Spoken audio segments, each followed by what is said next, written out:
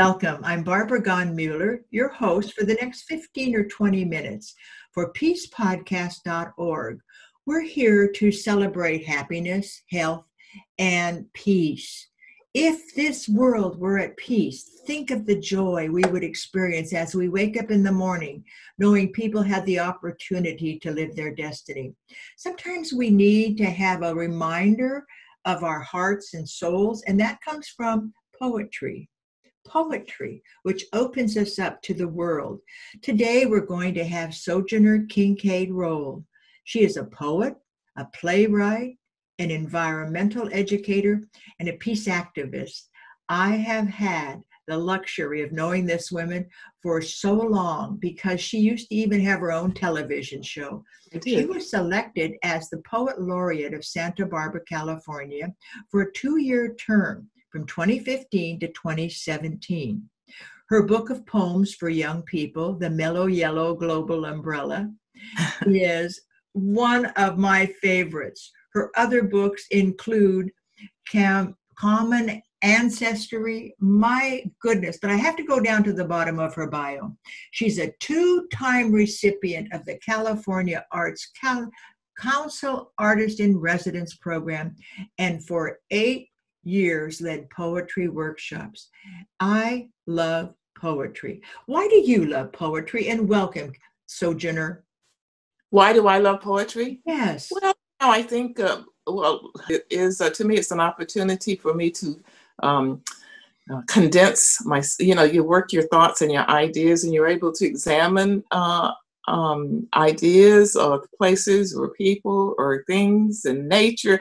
You're able to examine it to its sort of its infinite essence. I think it's essence, and I think that's part of poetry. Is we want to get down to the root of thing. It's a condensation of what maybe paragraphs of books we could write about something. But if we see the beauty of a flower, a rose, for instance, a rose is used often in poetry, but the rose has such symbolism. It's a beautiful flower. It smells good. But whenever you see a rose, if you get a rose, it means someone loves you. It has such symbolism that's attached to that one thing. A tree, we sometimes compare people to a tree, a mighty oak, and it'll describe a personality in such a way that you just say, wow, that's a mighty oak. And you know exactly, or you know a lot about that person just from hearing that one phrase. And poets have adopted sort of the language that is so representative of such larger ideas. And even peace, the idea of peace is like, what does peace mean to so many of us? Is peace inside peace, internal peace, world peace, community peace, being at peace? I think that the language of poetry is sort of a language that we all understand and relate to, and it touches us in ways often we don't realize immediately how deeply it is touching us. It almost brings peace to a person when they read poetry. You did something which I admired you for, a Song of Peace Poetry Project, where you worked with people young children and young people about writing poetry to express their feelings. Feelings are hard to express in normal language, but poetry allows you to expand the feelings, to have another person understand your feelings. Talk about that. The way you were able to bring the poetry into people's lives. Well, with young people, my project is and still is the Song of Place, and I think that people will agree that often when we write a poem, it's about a place. Maybe you visit a beautiful place and it stays with you, and you go back and you try to describe it, and a poem will help you describe that place. Whenever you talk about a person, you may say, they came from the mountains, or they came from the ocean, lived by the ocean. Just to give a place, to put things in context, often adds a lot. And so for young people, if I ask them to describe their front yard, or the street they live on, or the house, or their special place in the backyard where only I'm going to read you a poem that has to do with that. How about that? Why don't you? Okay, it's a poem, actually it's from, and people don't need to see it, but that's the Yellow Mellow Global Umbrella book. Which is a great title. It is, because I do believe that the sun, it's a riddle sometimes with young people, because what is the yellow mellow global umbrella? Well, when they get it, they realize it's the sun that shines on all of us and all around the world. And it's like an umbrella that covers us. Anyway, this piece is called I've Often Sat. It's one of my favorite poems. And it's about inner peace, really. I've often sat near softly rippling by me brooks, amidst sweet-smelling clover and bee-kissed blossoms, wildly growing in safety, our own sacred place, where only our being mattered, not to be plucked or cut, nor trod underfoot. I've often gazed for hours in time-suspended thought upon these wondrous blues, yellows, and sometimes purples, lovingly caressing every breath of honeysuckle or night-blooming jasmine, our essence shared in every inch of air, our sparks inextricably mingled, forever redeemed. You hear yourself in every inch of air. Those are the words, every inch of air. Who are we without our breath and our air? Oh, yes, we are. It is our essential commonality, and we share the same air. What you breathe goes out into the great air, and I breathe it in. And so we really are. This is why I believe in the oneness of us all, because we are all breathing the same air around the whole globe, I believe our words have power. And the reason I've always said that is because we use our air to make our words possible. And I think when you speak something, I don't think they ever disappear. I think the words of the scholars who have gone before us, the words of the poets before us are here. Out into the universe. Right. And I love that John Lennon song, Across the Universe. People should listen to that. It's such a beautiful song. Well, go ahead. Across the Universe is one of my favorite songs by John Lennon. Yeah, it's like Give Peace a Chance. Those two songs. Yeah. I cannot believe John Lennon, when he was in that, I think he was, to me, a poet in music, because he would capture, like, let there be peace on earth and let it begin with me. Yeah, and that isn't his song. That was Jill Jackson Miller. She wrote that. But I remember her. She was a very sad woman, but it was her poetry that kept her happy. And she would write songs around, like, let there be peace on earth. And so, Sojourner, what is it that would make me a poet? What would I do first if I really wanted to capture the harmony that poetry brings to the world? Well, I don't know whether you can do it in a moment, but I would say, the first thing is, poetry is about your feelings. What are you feeling in the moment, right? And to write freely, to let your inside speak. Let it just come out of you. When we write free writing, do free writing, what we call free writing. It's just whatever, emptying your brain, emptying your heart, emptying what you're thinking about, what's bothering you. And just put it on the paper, and then crafting. The first part is to get out what you're feeling onto the page or into the air, into your brain. And the second thing is to craft it. Poets spend a lot of time rearranging those thoughts and ideas into some sort of semblance of that makes sense. And then I think we work through whatever the idea is. So if we go back to that oak tree, we may end up with talking about the seed, the acorn, what it sprang from. But we begin with what we see on the outside, and then we work ourselves into keep going down to tinier and tinier pieces of what makes up that person. And if it's a person, I guess we're talking about ourselves. What is in ourselves? But collectively, it's a poem. You're a poem. If you describe yourself, you're writing a poem. If you describe yourself, all of your essence. I think that, you write those, what you refer to earlier with your young people, as your kids, as simple poems. But simple to me is very, I strive for simplicity. I do manage to use vocabulary that some people may feel like all those long words, but breaking those words down, you kind of you want to get the word that most describes the emotion you're trying to project or to pull out. Is poetry like regular writing? Rewriting makes it better? Or does it happen almost in that instant? What would you say? Well, I like to capture the instant, and then we go to the craft. And so the rewriting or the crafting or the condensing, eliminating things that are not necessary.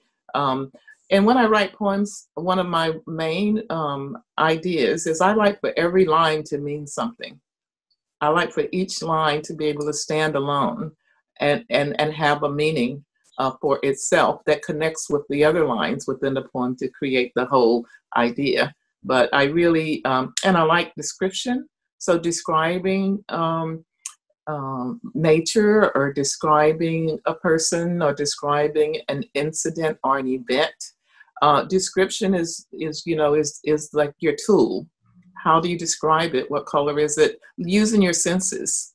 This is a lot that we'll have to, especially young writers and new writers, using your senses. What do you see? What does it taste like if it has a taste? What would it smell like if you could smell it? You want the person who's experiencing the poem to be able to, through your words, experience what you have experienced that you feel is so important that you want to relate it to someone else. And so that's your medium is how do you describe this idea or entity or event? I want to read my second poem. I don't know where we are with our time. Oh, you absolutely can. And I loved what you said. You try to make every line stand alone. And yes. I feel that when I listen to your poetry and I read your poetry, I'd love to have another piece of poetry. Yes. And we definitely could have an all-day conversation, maybe a 2-hour podcast on poetry, because there's so much to say about it. And there's so many. This is just a little snippet of the joy of Sojourner Kincaid Rolle. Imagine that name. Just put it in your mouth, put it in your memory, and write a poem about it. Even her name is a poem. Yes, well, you can, because the name, especially Sojourner, and most people will know that I took my name from Sojourner Truth, who was also a poet, and things that she spoke. She was known as a speaker who traveled all over and spoke about what she called the rightness of the wrongness of slavery and the rightness of freedom. That was her mission in life, and many of her speeches have now been sort of transformed into looking like a poem. And so she is referred to as a poet, but the word sojourner, traveler, that's really, and to not just be, in her mind, it was not just a traveler, it was a biblical traveler. It had a special, that idea of like going someplace where you're not just passing through, but you stay for a while, so I'm a traveler into a different land. When I came to California, I didn't want to just come for a week and visit. I always imagined when I came to California that I would want to stay at least a month and get to know the place or something. That's when I lived back east. But when I finally came to California, I never went back home. So I've been out here like 45 years. That's fantastic. Think about it. Imagining that you were going to live in California and that became reality. Yeah. Well, I just wanted to visit. I didn't imagine I would stay. But when I came, I was so taken. I've never moved back away. I've never moved away. We're certainly glad you didn't move back, because we needed you to be our poet laureate for 2 full years to allow us to experience the joy of poetry and to have you be such a role model for so many. We need role models today. You were going to read us a poem, Sojourner. What was I was. And so let me just say that as a peacemaker, I feel that my entire life, even from when I was a small, I have wanted peace. I have strived for peace, and I have worked to see how I could help bring peace into the world. And my medium, my direct medium, I feel, is poetry. My motto is world peace through human understanding. And so I think this, in many things in poems, we get to understand a person's history and what they are about. And I think understanding another person or another culture or another experience is what helps us not consider people as enemies, because we realize that we're all very much the same. We might have different ways of living and being, but I think that we share so much as human beings on this planet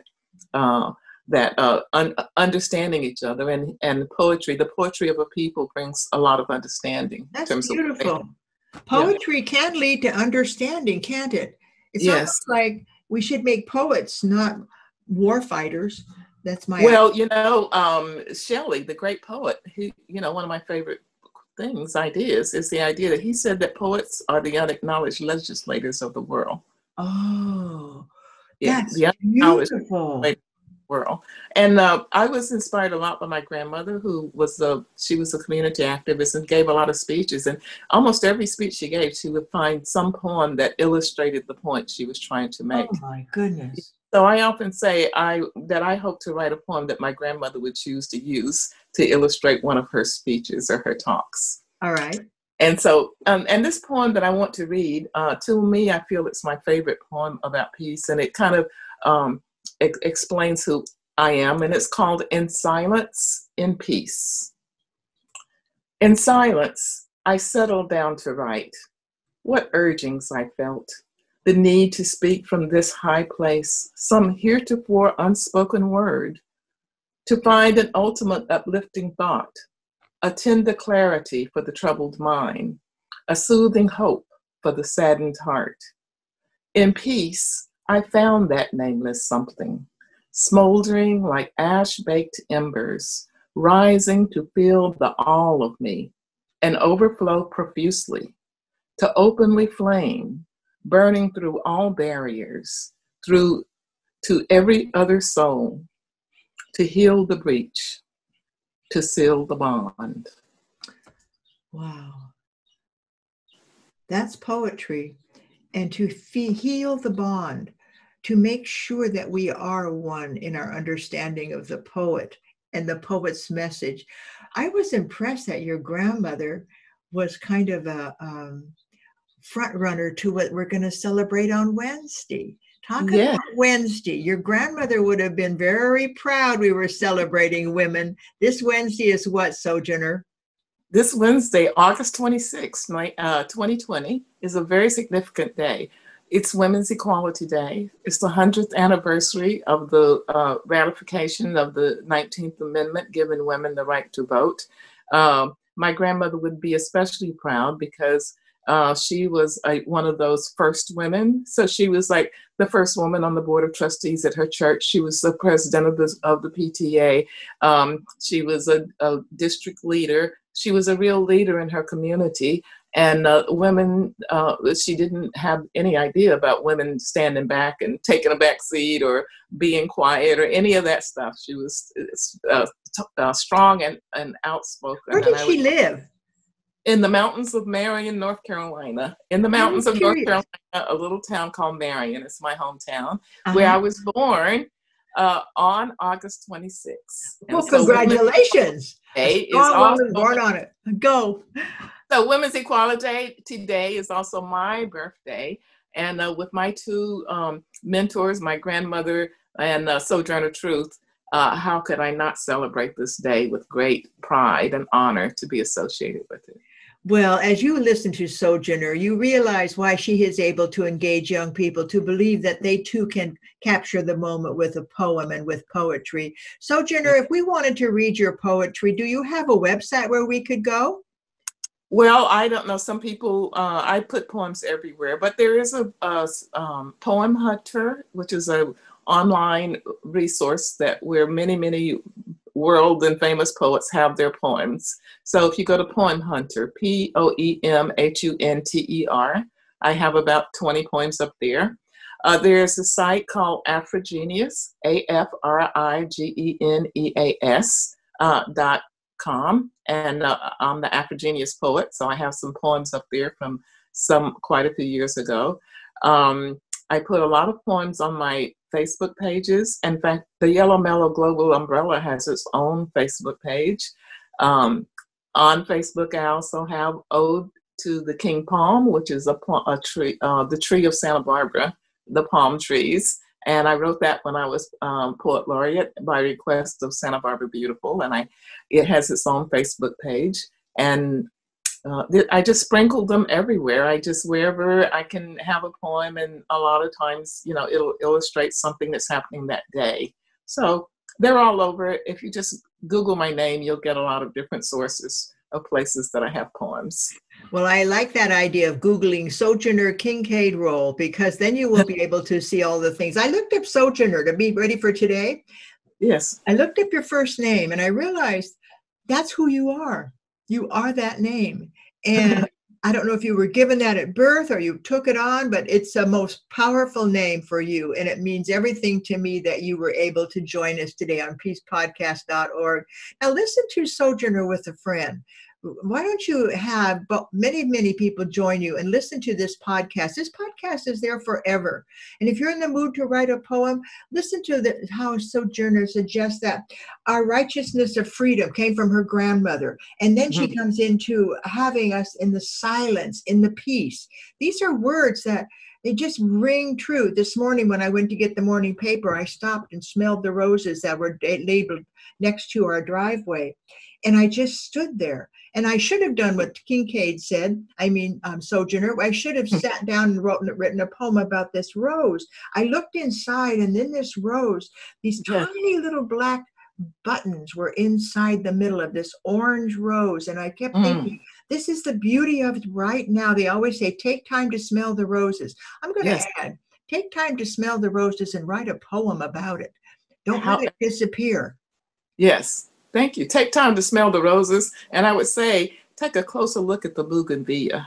I think, I have been so amazed when I got up close on it. I've just seen them in our background for so long around Santa Barbara. But when I actually took and looked at the little yellow flower in the center of each bougainvillea, and the hummingbirds go there. That's what the hummingbirds go to linger and get their pollen. I'm just so impressed. I discover so much about nature every day. And I think that nature is where we find the source and the materials for almost anything that we want to write about. And our flowers and our birds and our trees and our waters, love them all. What a beautiful way to end our Peace podcast. Love nature, love them all. I lived in Costa Rica for many years with my dear husband, Robert Mueller, and we always would go into nature every day. Well, you couldn't help it. We were surrounded by nature, but nature is such a healing force. And now we have a new way to experience nature through poetry. Thank you. Thank you. Thank you. I'm glad you're having a happy birthday this coming Wednesday. She's going to have 7 days of celebration. So join her on one of her Facebook pages and wish her a happy birthday. I'm Barbara Gunn Mueller, and I'm signing off with a happy heart. Believe me, and a poet in my mind. I already have one for Sojourner. Bless you, Sojourner. Thank you very much. You're welcome. Thank you for inviting me to be a part of this. It's a pleasure. All right. Now, what did I ask you to do? Why don't you bring a few friends and watch Sojourner and sit down and think if you can't even write a group poem. It works. Love you. See you next week. This is Barbara Gunn Mueller signing off. Bye-bye for now.